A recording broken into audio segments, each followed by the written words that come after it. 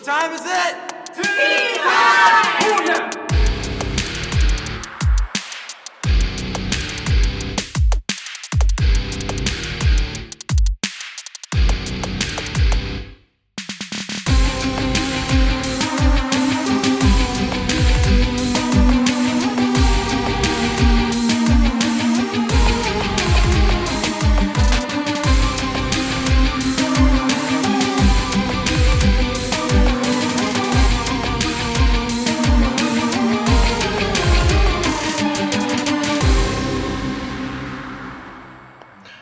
Welcome to Tea Time. I'm back, long overdue. Sorry that I've been in hiatus for a while, but that doesn't matter because I'm bringing you the biggest tea time since that party in Boston back in 1773. It's great to be here. I'm glad to finally get back behind the mic and do what I love. And this is kind of a catch-up episode. I'm going to be going back to my weekly Sundays as I did when I started this podcast. Had 10 episodes. Had some moving and internet difficulties there for a while, but that's life. But here I am, time to go. We're going to be covering, a lot of past stuff and a little bit of current stuff. We'll be covering the Olympics. I know I'm a few weeks late. We'll be covering some NBA, which I'm a lot late. Covering some NFL, some college, some Oregon Ducks, and a little bit of baseball. So let's just get to it. First, let's get to the Rio Olympics. America, of course, once again shows their dominance in the sport, getting the most medals by quite a bit. Really, doing their thing, winning a lot of track and field, the Dream Team-esque new team, really, which I actually didn't have a whole lot of faith in that they were going to do very well at all. They actually came strong and won the gold medal, had a few scares from Serbia and Australia, but outside of that, weren't really battle-tested at all. A lot of NBA players in the NBA actually that are from former team or play on foreign teams actually really didn't play. But Kevin Durant and Carmelo Anthony, handled their business, did things. And it'll be interesting to see who's on the team in 4 years from now. Then you have track and field. Justin Gatling couldn't get past Usain Bolt. Usain Bolt, once again in track, wins all three of his events. That's 3 straight Olympics for him with 3 straight golds. And he hinted at retiring, which I'll go on the record now to say I don't think Bolt's retiring. Why should he? Then again, you could go out on top, 9 straight gold medals. But once again, he's not that old. I believe he's 33. That's not too old to run again. But, you never know. Michael Phelps had a great swan song, if it is, in fact, his swan song, getting gold in all of his events, but won to a kid from Singapore who actually idolized him.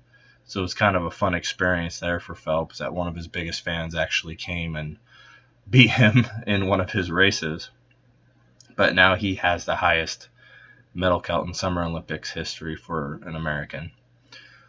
But, the Olympics had a lot of highs, and, everyone was always worried about what was going on in Rio at the time between the green pool water and the couch in the lake and the various things, the robbings and whatnot. But probably the saddest / most serious thing that ended up happening at the very, very end. During the whole thing, at the very end, Ryan Lochte, who had, rather a disappointing Olympics, to say the least. You have the incident with the gas station bathroom and the story where him and some of his swimming teammates were held at gunpoint.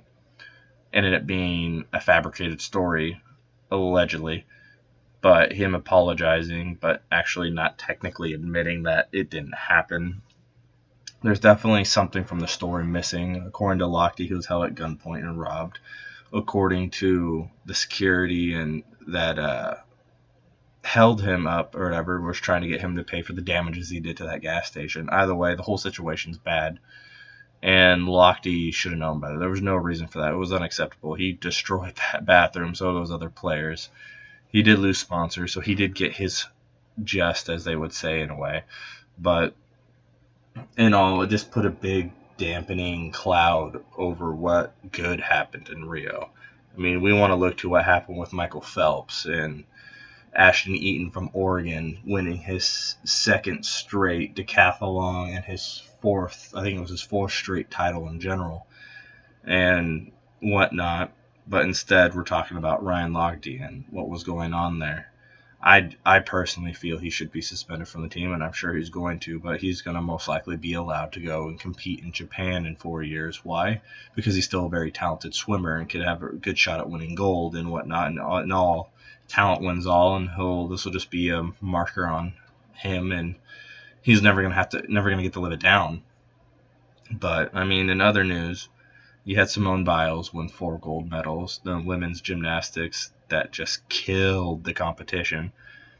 And then a side duck note, 8 ducks brought home medals, to where if the University of Oregon happened to be a foreign country, they would have tied 38th in the medal count with the likes of Greece and Turkey. So good stuff for University of Oregon, bad stuff for Ryan Lochte.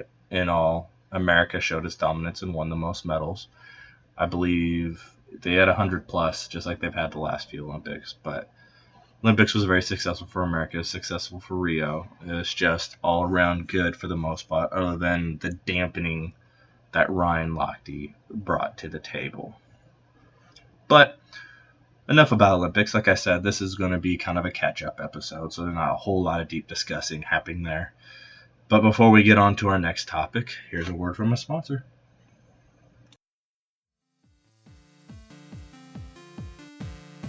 Trenton here from Tea Time with Trenton, your Eugene Sports podcast, and I want to talk to you about a nice little store called Got Socks. They can fill all your sock needs. They have everything from sports socks, cool designs, as well as catchphrases and words like bacon. They have the right price and the right sock to fit your needs. They're located at the east entrance of the Valley River Center Mall, right across the way from the Oregon Duck store and the food court. So if you got needs, they got socks. And welcome back. Moving on, like I said, quick rebuttal episode for all the things I've missed. I apologize. We'll be back to a fresh new start coming this Sunday. But let's talk a little bit of NBA, a little bit of offseason, really what happened. I have to say I had a few surprises. I mean, we had a few big names move and a few big names not so move. LeBron resigned like we thought he would. DeMarcus Cousins did not move anywhere. But as far as the big moves go, of course, the monstrous move of Kevin Durant going to the Golden State Warriors was huge. I think Russell Westbrook staying with OKC, which I'm not going to lie, I did not see happening at all. But it did. He stays in OKC. Al Horford moves on to the Boston Celtics. And Pau Gasol moves on to the San Antonio Spurs. But I think if I was to grade these moves, I think all those moves are actually very solid moves for them to do. Boston needed a star. They got one in Horford because they didn't look like they were going to be able to lure a superstar, but they got a very good player. Pau Gasol just seems to fit that San Antonio mold of move the ball, share the ball, do your job. Kind of, with Tim Duncan retiring, he kind of fills that void that Tim Duncan's going to leave. He's not as good defensively, but he is just as good of a passer and probably a little bit better scorer because he's a better outside shot. Russell Westbrook staying with OKC after Kevin Durant left is huge for OKC because he's one of the best players in the NBA, hands down. There's no doubt about that. And keeping him helps them. And he signed, I believe, for 2 more years with an option at the very end of it. But keeping him means you stay in contention. If he doesn't want to be there and you trade him away and you lose him, you're not in contention. You're rebuilding. You're out for the next 3 years or so. And your division's not actually getting any easier. Portland retained their core and added in 2 pieces that could be pretty good for them. Evan Turner brings a lot to the table now that he's kind of found his way in the NBA after struggling in Philadelphia. And then Festus Ezeli, the shot blocking finisher at the rim from Golden State, who was a big part of their success last season, is now in Portland. So now you have that defensive void in the middle actually filled. So Portland may not be as easy as a pushover because how young they were. I mean, they're more experienced now and they're pretty deep. So keeping Westbrook was actually huge and probably one of the biggest moves that could have possibly been made outside of course, Kevin Durant going to Golden State. They have a super team of the likes that we probably haven't seen before outside of, maybe the Showtime Lakers and the old school Celtics as far as superstar power goes. But to give my 2 cents, I don't think it wasn't a bad move, but I think they're going to experience what the Miami Heat experienced when they made their big 3. in the same way, and the difference being they don't have a real big in Draymond Green. Now, Draymond Green's very talented, but he is a stretch 4, and he's a smaller stretch 4. He is not Chris Bosh. Let's be real for a minute. Chris Bosh is a better player than Draymond Green. Now, he's also 6'11 and a lefty, and he can shoot threes just like Draymond Green can. He can pass just like Draymond Green can. He can play defense just like Draymond Green can, except for he's 6'11. And he's a better rebounder, in my opinion, and shot blocker. Now, when you're 6'11, it's a lot easier to be a shot blocker. And let's face it, no one on this team is LeBron James as far as a complete player. Dwayne Wade, as great as a player he is and has been, he's probably the easiest one to match. I think Klay Thompson matches pretty well to him, and Klay Thompson is a better shooter. Maybe not a better finisher, but a better shooter. But the thing about this team is, one, they just added a huge piece. Who's going to have to get touches? Yeah, they could just all stand on the 3 and shoot all day, but guess what? Threes don't always fall. Eventually, this mystique of shooting the 3 ball all the time will fail. Not everyone makes high percentage from threes all the time. Look at Ray Allen and Reggie Miller, Larry Bird. Not everybody is going to shoot plus 40% from the 3 all the time. And now they had to trade away Andrew Bogut. They lost Festus Ezeli, and they lose Harrison Barnes. Harrison Barnes is a better defender, in my opinion, than Kevin Durant. I mean, he's not a great defender, but neither is Kevin Durant. Kevin Durant gets away with some defense because he's pretty long, and he has improved a lot. But, I mean, you lose a little bit of defense. It's a little bit harder to hide Steph Curry now. And they did make up for the losses of their bigs, because they did sign Zaza Pachulia and David West. But David West didn't do much good for San Antonio last year, and Zaza Pachulia, there's a reason why he's a journeyman center. But I don't think they're going to win it all. I think they'll make the playoffs. I'd argue there's a possibility they may not even get the 1 seed. I mean, we said that same thing about the Miami Heat, but the Miami Heat did play in a weak East. But Golden State, though, will be a very good team. I think some teams that have a big presence that actually can get to the rim are going to give them a lot of fits, because I don't think they're going to be able to defend the middle as well as they used to. I could be wrong, but I don't think they're going to put it together enough to win it in the first year. I think it might take them at least 2, just like it did the Heat, which is not a big deal. All these guys are young. They have time. But it's definitely the biggest move we've seen in a while. I mean, Kevin Durant leaving a contending team that he was drafted by, his team, that's huge. But that's pretty much all I have for the NBA at the moment. Not really getting to much else. But as a little bit of teaser, I will be releasing an episode, hopefully this Saturday, that is a segment that will be a separate episode all from the regular show. And it's this week sauce rankings. And it's going to be going with rating the 5 biggest, superstar moves in NBA history as far as the weakness for them doing it. Because these are superstars who left contending teams to go to another place to contend. Because most of the time, no one would ever thought Jordan would have left the contending Bulls to go play for another team. Or Larry Bird leaving the contending Boston Celtics to go play for another team. Magic Johnson, same thing with the Lakers. It's one of those things that you're rating the biggest 5, which I have down as Moses Malone leaving the Rockets for the 76ers, Shaquille O'Neal leaving the Magic for the LA Lakers, of course Kevin Durant leaving OKC for the Golden State Warriors, and then LeBron's 2 moves. One leaving Cleveland to Miami, and then, of course, leaving Miami right back to Cleveland. And I'll be rating these based on the team they left to the team they joined, the way it affects that team, how it affected its future, reasons why they did it, how they did it, and just overall, was it a weak move, how weak it was. And it's going to be a whole episode dedicated to that. So stay tuned. That'll be this weekend. Now we're going to be moving on to another segment to keep this episode going along. But first,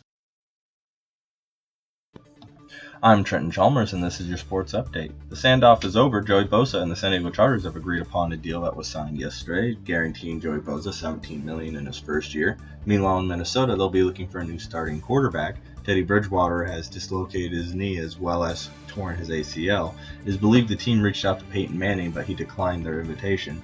Mark Sanchez, Josh McCown, and Colin Kaepernick all remain trading options for a possible replacement. and former Browns linebacker Paul Kruger has signed with the New Orleans Saints. Meanwhile, in baseball, Coco Crisp was traded to the Indians from the Athletics, and Yasiel Puig was claimed off waivers by an unknown team. It is yet to be seen if deals to be made. Scores in MLB last night: the Orioles topped the Blue Jays, Nationals over the Phillies, Rays beat the Red Sox 4-3, Indians over the Twins, Tigers double up the White Sox 8-4, Braves beat the Padres, Mets are victorious over the Marlins, Cubs over the Pirates, Rangers walk off the Mariners, Cardinals continue to stay hot with a 2-1 win over the Brewers, Astros beat the Athletics, Yankees over the Royals 5-4, ending their streak, Angels over the Reds, and the Diamondbacks beat the Giants. And yesterday, Tim Tebow had his MLB workout in front of scouts, where he impressed with a 400-foot home run in BP. All teams were believed to be in attendance except for the Cubs and Athletics. I'm Trent Chalmers.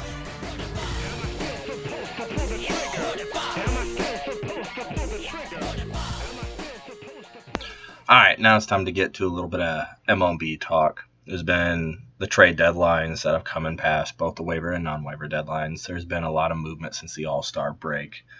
There's been a little bit of surprises, some injuries that impacted things, some call-ups that have made a huge difference, and just general a lot of moving around.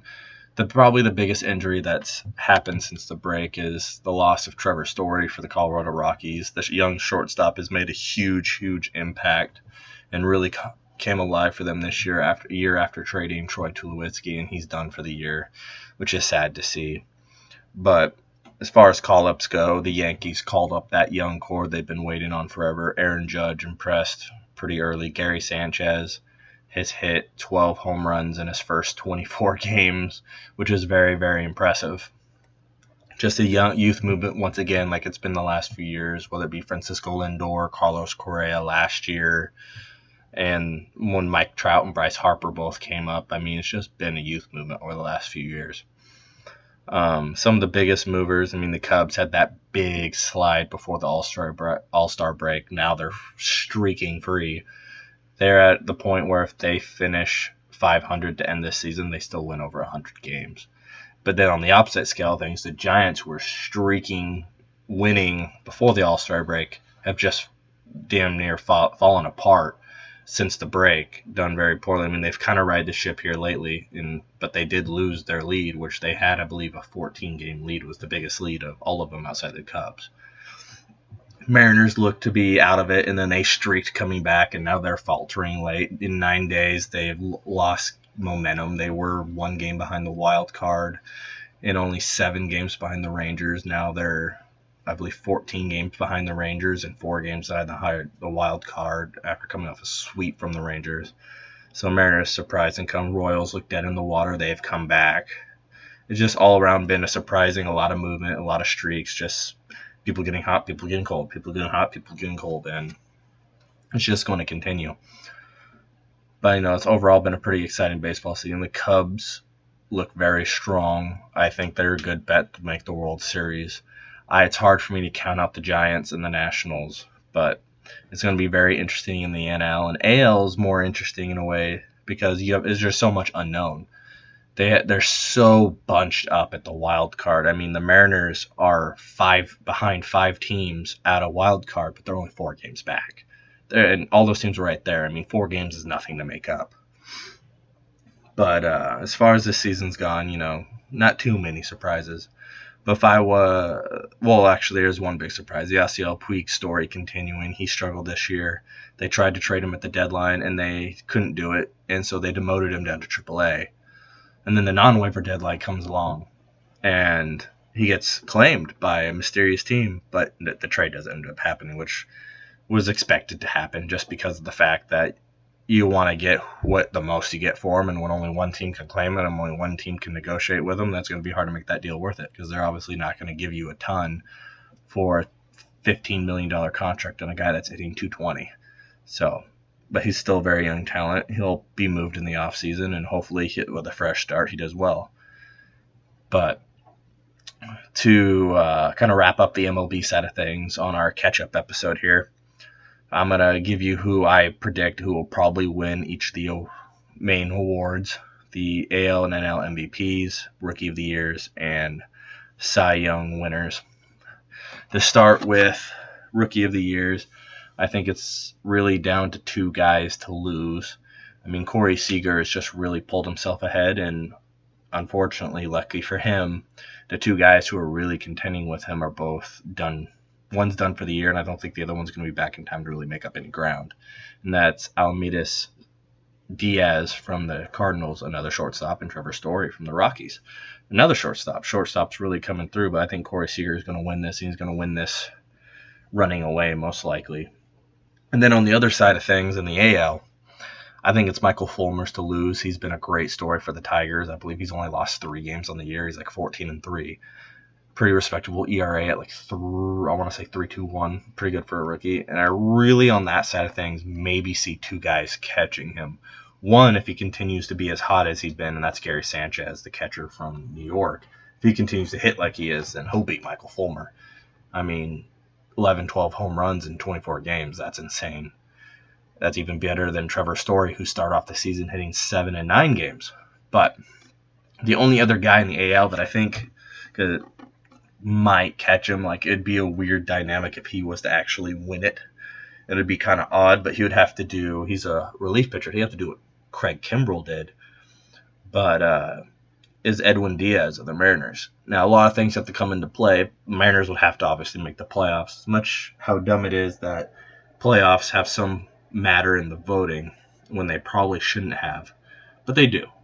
If Detroit misses out on the playoffs, Yankees miss out on the playoffs, and the Mariners make it, there's a chance Edwin Diaz might make it. Now, he did just blow his first save, but if you look at it, it shouldn't be a blown save. But, I mean, he came in for a 6-out save. That's really a lot. You're counting on a lot from a rookie to come in and do a 6-out save. There's most veterans who can't do that. But nonetheless, he did blow his first save. I can't remember if they actually ended up counting it as that because he came in early. But he tried to get the 6-out save, didn't get it. But if he continues like he's been and been darn near perfect, I mean, first blown save being a 6-out save is pretty impressive. He leads the MLB in strikeouts to innings. I mean, he continues to do that. He could do what Craig Kimbrell did for the Braves 5 years ago and just come in late, light the world on fire, and win Rookie of the Year right out under somebody. But Buster Posey almost took it from him, but Kimbrell did end up winning it. But that would be, as far as Rookie of the Years, I mean, I really think it's going to be Fulmer, and I think it's going to be Corey Seager. Now, moving on to the Cy Young Awards, it's very interesting in the NL. You really don't know who you're going to give it to. Actually, to be honest, it's the same in the AL. It's really hard to decide. I mean, it's not going to be Kershaw in the NL. He's been on the DL for over 60 days. Like, I don't think he's even going to hit the inning limit that he needs to hit. And then you have in the AL, they're talking about wanting to give it to Zach Britton of the Orioles, a reliever, because he's been perfect so far. Yeah, no. I don't think a closer should win it. He has to be way beyond lights out. I think he needs 60-plus saves, which I don't think Britton's even going to make. I mean, he's not even leaving his strikeout to inning ratio. So, I mean, that's really a lot. The closer really has to be phenomenal. The greatest closer to ever live, Mariano Rivera, never even came close in Cy Young voting, as far as I know. I think the best he ever finished was 5th. But it's very interesting. If I'm going to pick, I'm going to kind of, I guess, pick my hat of just who I think it made it being. I mean, you're probably going to disagree with me, but if I was to pick, I'd probably go with Johnny Cueto of the Giants, just because how consistent he's been. And then I'm going to go with Chris Sale because he's still towards the top of the league. Yeah, he's faltered a lot lately, but I think Chris Sale is going to end up getting it. Jack Arrieta still has a shot. He's kind of been faltering, and I really don't know who else in the AL. I mean, could be Carlos Quintana, Carlos Carrasco. I mean, there's a few guys. Dice Keuchel has turned it on. Felix turned it back on. He's coming back from the DL, but like Kershaw, he's not going to have enough innings. I mean, it's really Cy Young. This is probably the murkiest we've ever seen a Cy Young race in a long time. So it'll be very interesting to see how it pans out. And then last but not least is the MVP discussion, which once again, that's going to be a very interesting topic.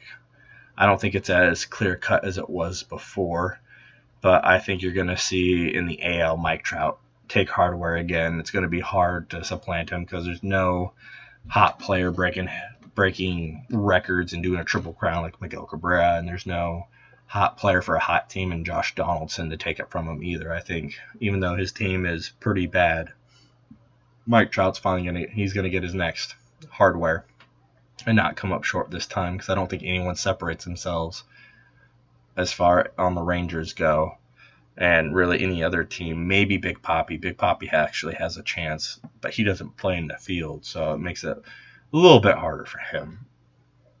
And then as far as the NL goes for MVP, originally my favorite was Bryce Harper, but he's really faltered. He's fallen pretty hard there as of lately, but I'm probably going to have to take Chris Bryant. I mean, he's been absolutely phenomenal all year, and I mean, the only guy who could probably take it from him is his teammate across the diamond, Anthony Rizzo. But I'm going to take Chris Bryant. I think the youngin's going to come in and end up keeping it. I mean, he leads in home runs. He's doing incredibly well, and I think he has a real legitimate shot at winning this thing. But, all right, well, that's my small take on baseball at the moment. I'll give you a prediction. I'm probably leaning towards seeing a Chicago Cubs.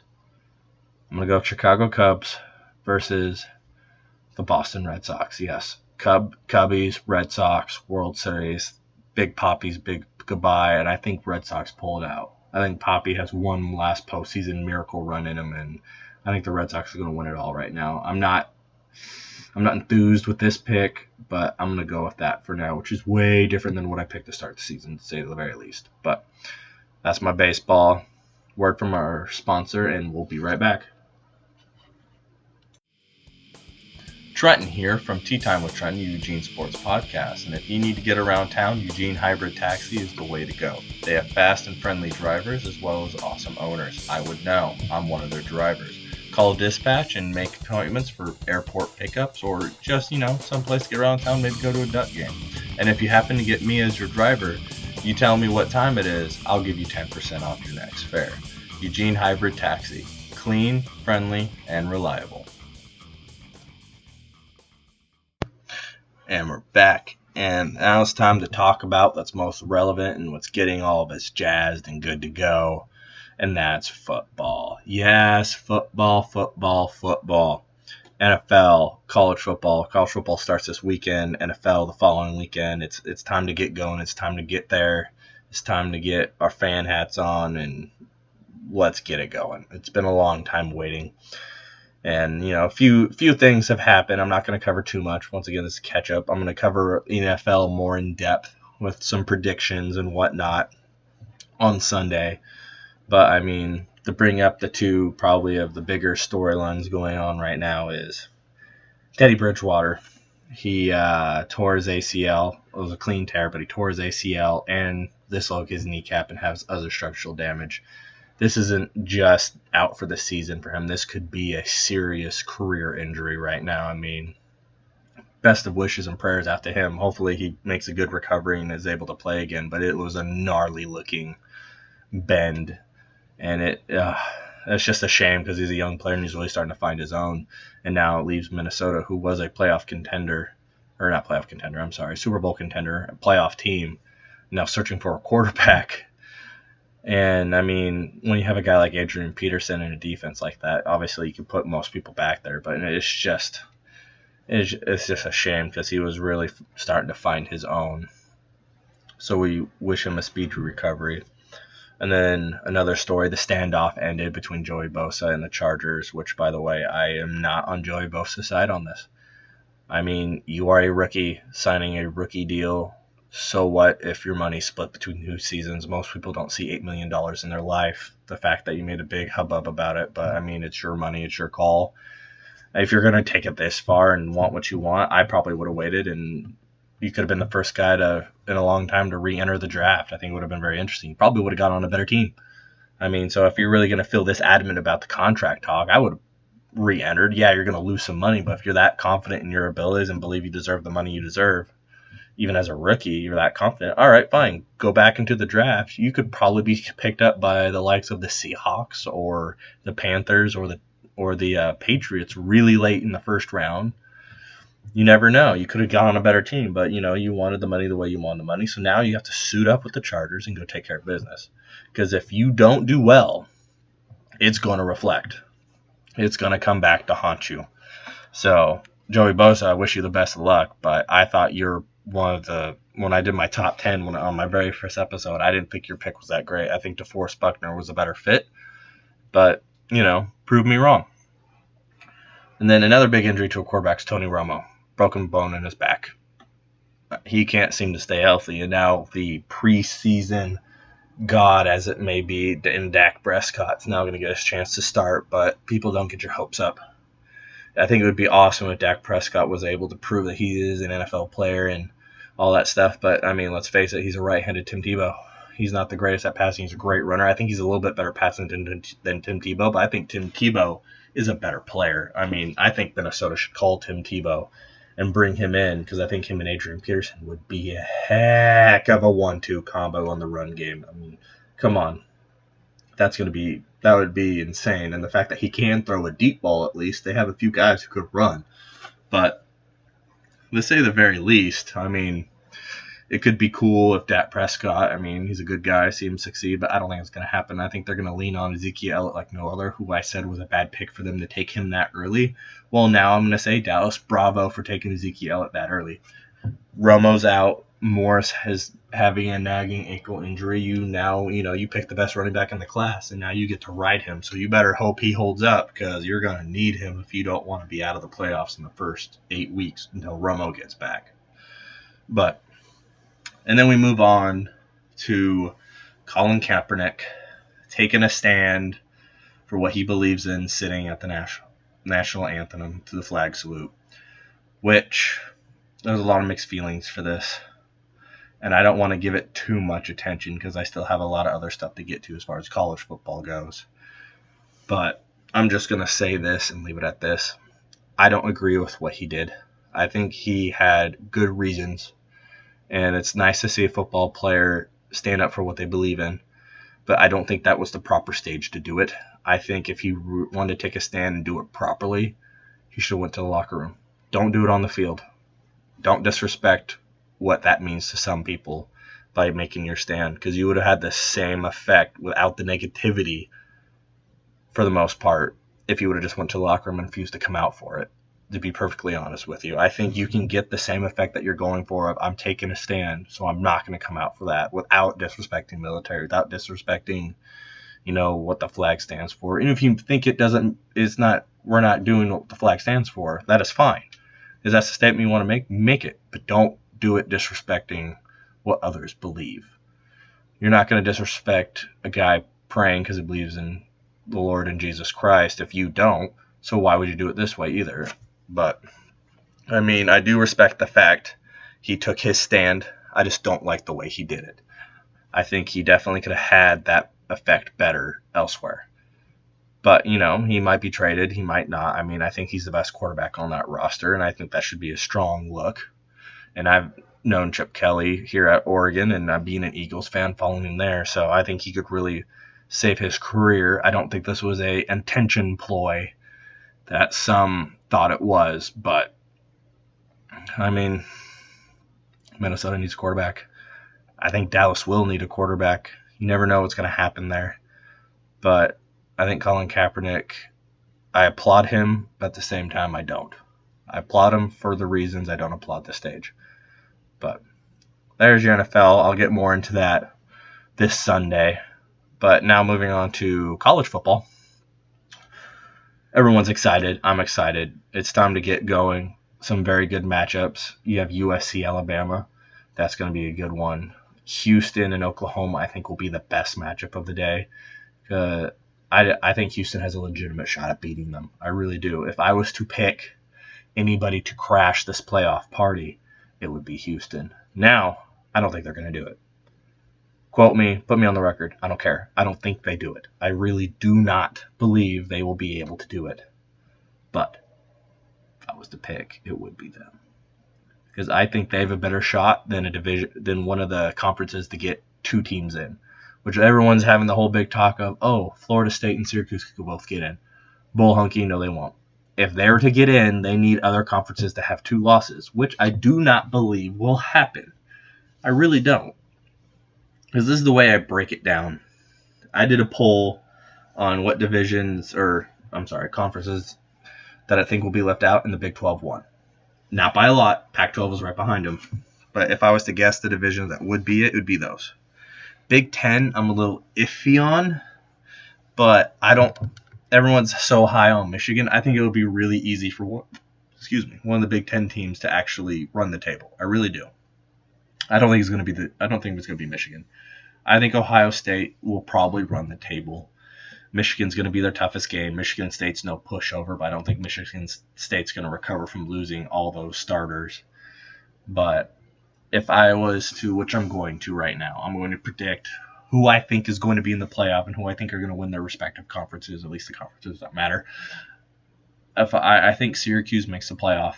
I think Syracuse runs the table again. I think there's a possibility they could lose to Florida State, but I don't trust the quarterback situation at Florida State. There's no more Everett Golston. But, I mean, they have talent, and they have Dalvin Cook, one of the best running backs in the nation. But I don't know if Florida State can run the table. I don't think they will. I don't even know if they can win 10 games at this point. But I think Syracuse will make the playoff, and I think they will run the table.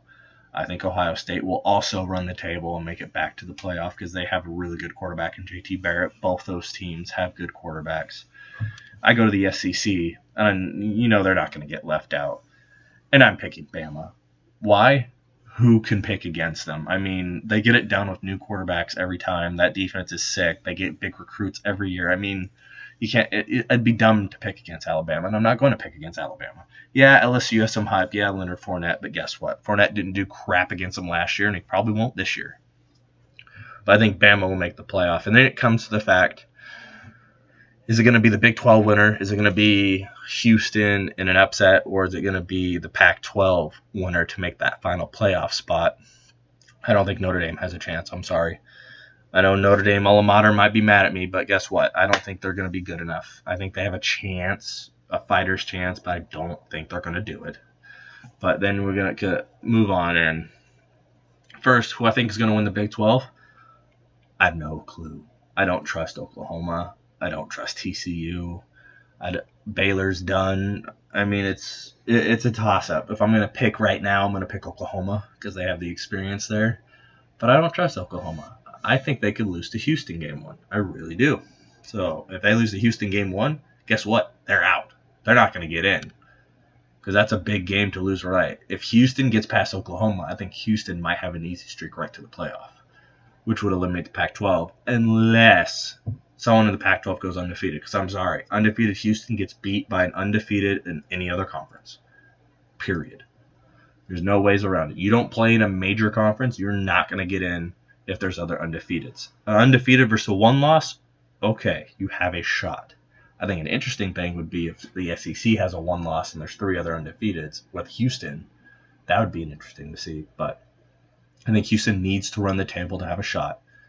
I don't think Oklahoma does, which leads me to the fact that I think the Pac-12 winner will make the playoff. And picking the Pac-12 winner is very hard because there's so many uncertainties there. But I'm going to sound like a homer, and I'm going to say it. I think Oregon does it. I think Oregon gets back to form. They have a lot of talent. The defense is changing, but I think it's changing for the better. They did name another transfer to be the starting quarterback in Dakota Prokop, which is understandable that to think that, can he do it? I think he can do it. But it's going to be very interesting. I think Stanford won't be as good as people think. USC hasn't proven they can sustain. I think UCLA is an interesting pick. I think Washington's an interesting pick. But I'm going to go with the experience that's at Oregon. I'm going to go with what they've been able to do for the last, 10 years. I think it's what it's been. That's been a pretty darn good run for them.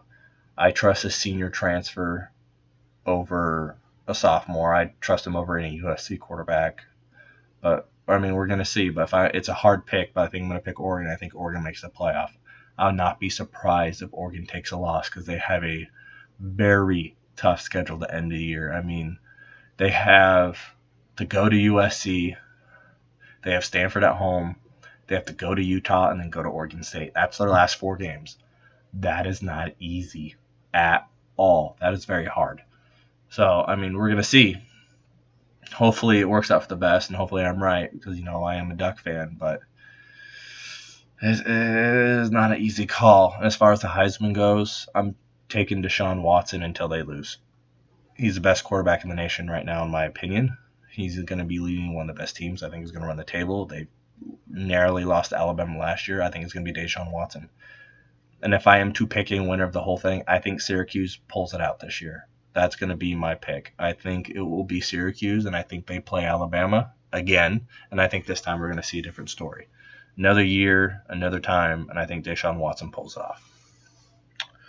But that's what I have for college for you on the NFL. And let's get another word from a sponsor, and let's finish up the show. You know what that sound means. Trenton here with Tea Time with Trenton, your Eugene Sports Podcast. And Oregon Duck hockey is back. We're getting ready to start the season with returning leading scorer Trevor Schott. Join us on YouTube for the broadcast with myself and Isaac Rosenthal. Season starts 9:30 against Southern Oregon, and we'll see you when the puck drops.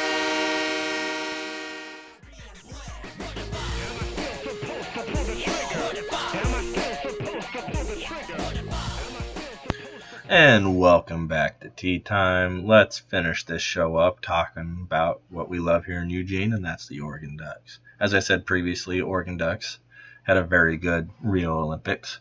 Eight medals. Ashton Eaton retaining his title, winning gold again in the decathlon. And then, of course, a little bit of a surprise, but maybe not to us here in Eugene, but wide receiver Devin Allen making it out there and finishing 5th in the world in the 100-meter hurdles. Not bad for a young man in college. And then the basketball team went into Spain and rolled those teams really well with a very good balanced attack. Very good. And then as well as you had them get a big transfer commit forward from Georgia. And Georgetown. Sorry, not Florida. Georgetown. So just adding to that recruitment, he will be redshirting this year, but just another weapon for Dana Altman to use and utilize because he will lose Chris Boucher and most likely Dylan Brooks and Tyler Dorsey after this season and Dylan Ennis. But now to move on to what we all will be talking about, especially this Saturday, Oregon Ducks football. Take on UC Davis. Yes, it's going to be a little bit of a tune-up game to get ready, and then we'll be facing Virginia the following week, and then the big out-of-conference game against Nebraska, going to Nebraska. Poor Mike Riley just can't escape these Ducks. But the two-man depth chart was released for UC Davis. There was quite a few surprises on there, and the long-awaited quarterback battle decision was made.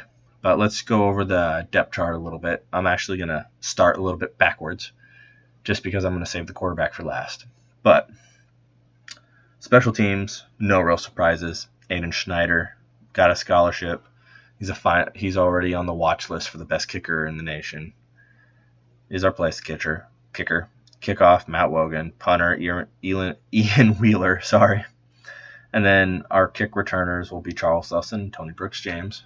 Tony Brooks James has actually worked his way into that. And Nelson, as we know, has done returns. And punt returns, Charles Nelson, and second is Malik Lovett. Then long snapper Tanner Cahew, and holder, of course, Taylor Ali. No surprises there. New face on Malik Lovett and Tony Brooks James as far as return game goes. Not normally there, but with Thomas Tyner retiring, someone had to step up into those roles. And then we go to the defense. And our starters will be Henry Mondo. No surprise there. At DN, our D tackles will be Austin Malatoa and Rex Manu, who played a lot last year. Our other DN will be Justin Hollins.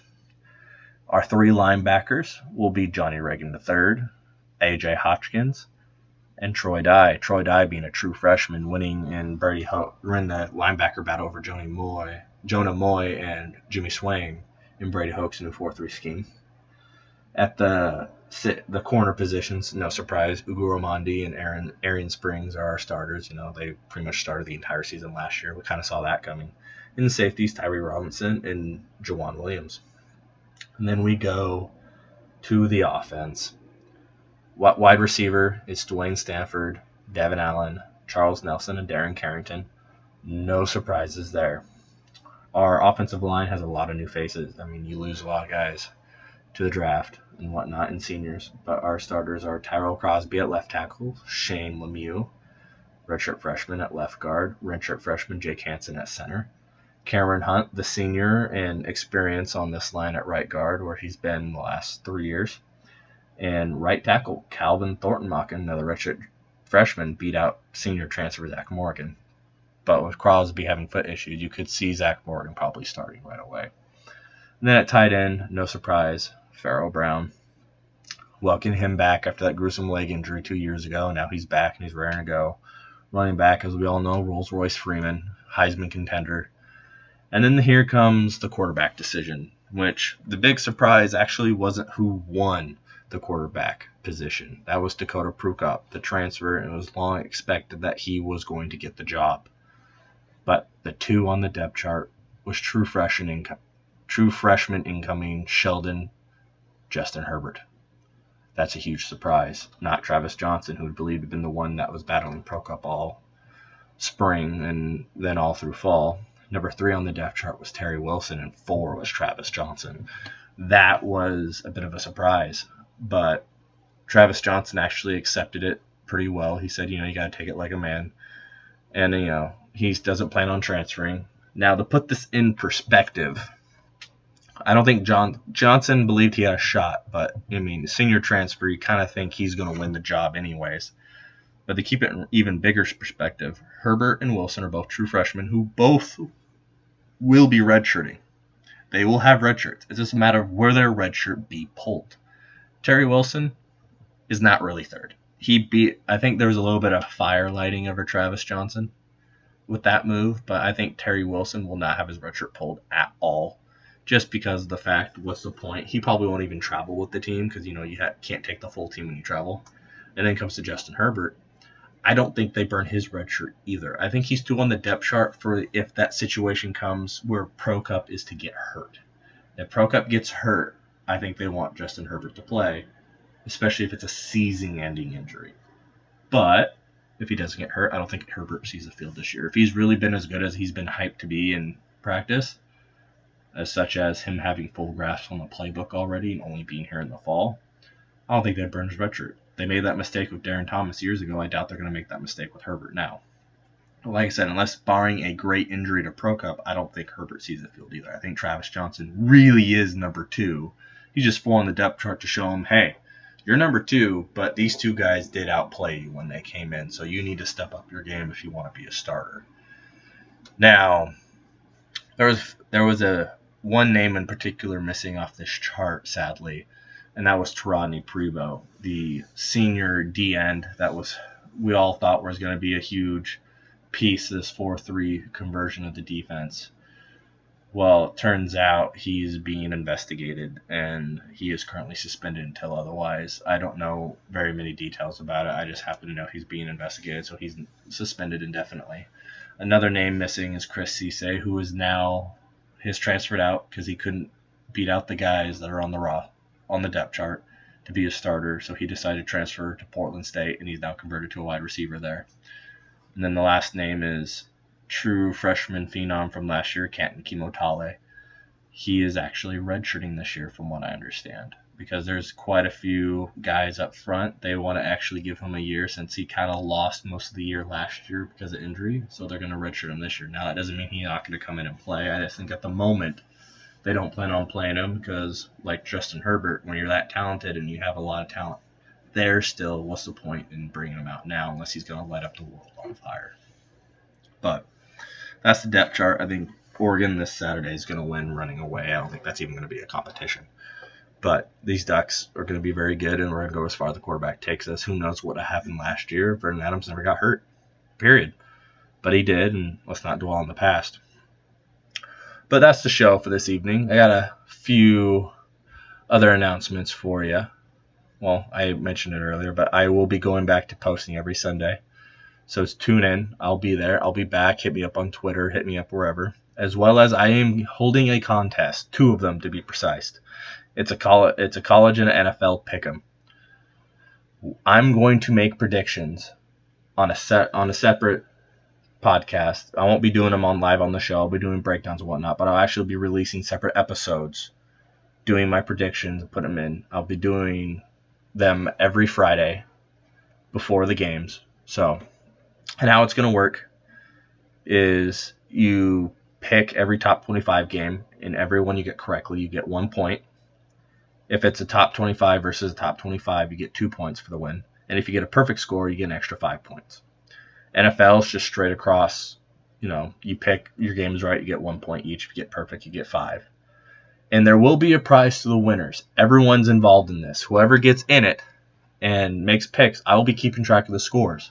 So either you have till midnight Friday before Saturday games start, unless there's a random Friday or Thursday game, which obviously I would say ahead of time. But before the games start, it's due Friday at midnight before Saturday. You send me either an email with all your picks at teatimesportspodcast@gmail.com, or you send me a tweet to Tea Time at Tea Time on Twitter, at Tea Time Podcast, I think is what it is. I apologize. Or you hit me up on Facebook and write a comment on our Facebook page. Any of those would work. You get them in before Friday on midnight. They will be timestamped. You get those to me. I will keep track, and I will be posting weekly what everyone's points is. And whoever has the most points at the end of the year, who is not me, obviously, but whoever gets them at the end of the year for both college and NFL, you each get the same prize. And if you win both, you get both. But you get a T-shirt from the show, Tea Time with Trenton, as well as a $50 Visa gift card. So get your picks in. It's gonna be a fun ride. I'm excited to do this. I'll be keeping track of everybody, and I'll be posting them every week, so we'll be able to see how well you're doing. And being a pick'em style, any week can be different. You get a bunch of picks right one week, and you get a bunch of picks wrong the next week. But this will be exciting. This will be fun. So let's get to it. And so thank you for listening. Thanks. I'm glad to be back. It's good to be back, and I'm gonna keep coming back again and again as long as you keep listening. So, to you, all my listeners, I will see you Sunday. And stay tuned for my posts every Friday for Pick'em. Until next time. What time is it? Tea time!